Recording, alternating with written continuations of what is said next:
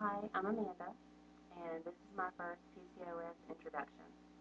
Here's a little bit about me. I'm 25 years old. I'm from Mobile, Alabama.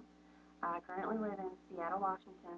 I go to college um, in the process of being a dentist, and here are a few things that may help you in your struggle or your information needing associated with PCOS.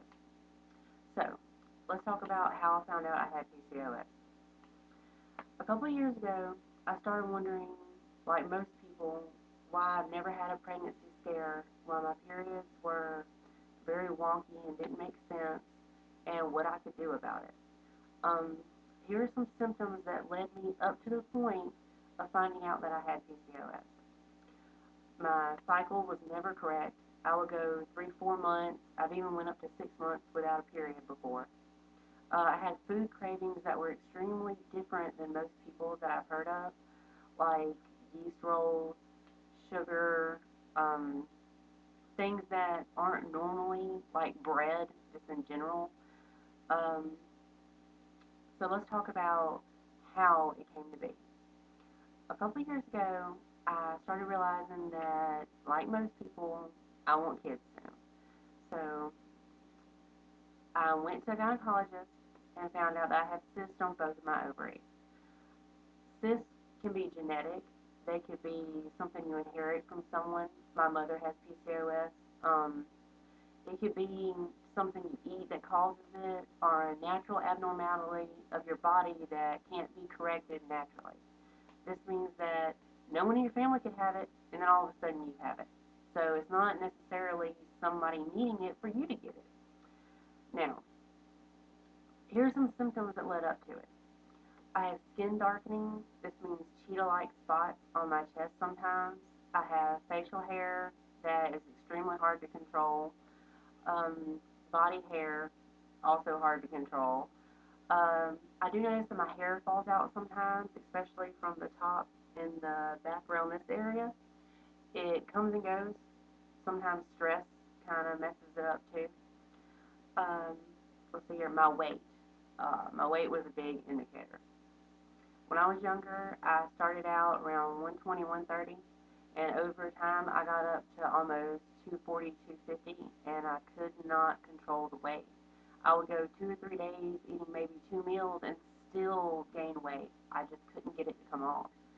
My doctor prescribed metformin. I'm supposed to take twice a day. I take once because I have some serious stomach issues when it comes to it. Causes cramping sometimes. That's why you need to talk to your doctor about anything that happens with your medication.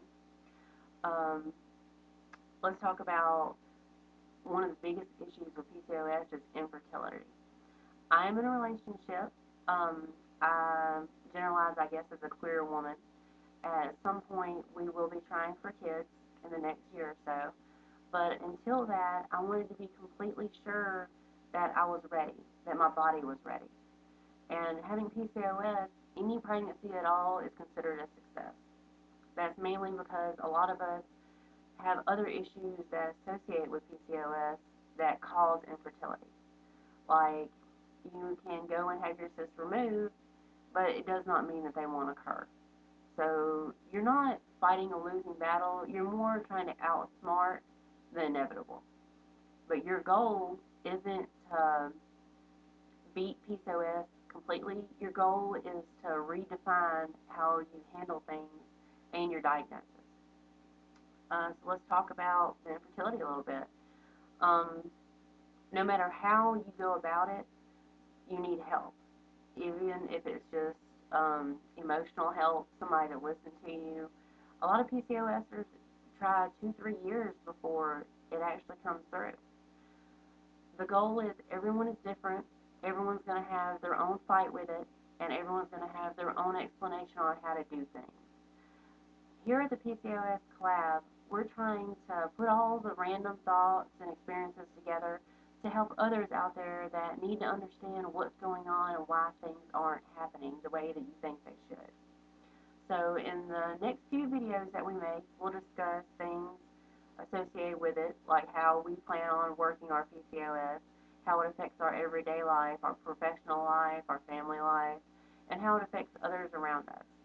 So if you'd like to join up, please contact Kelsey.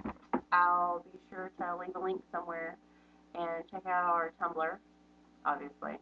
But I think that's it. So look forward to more videos.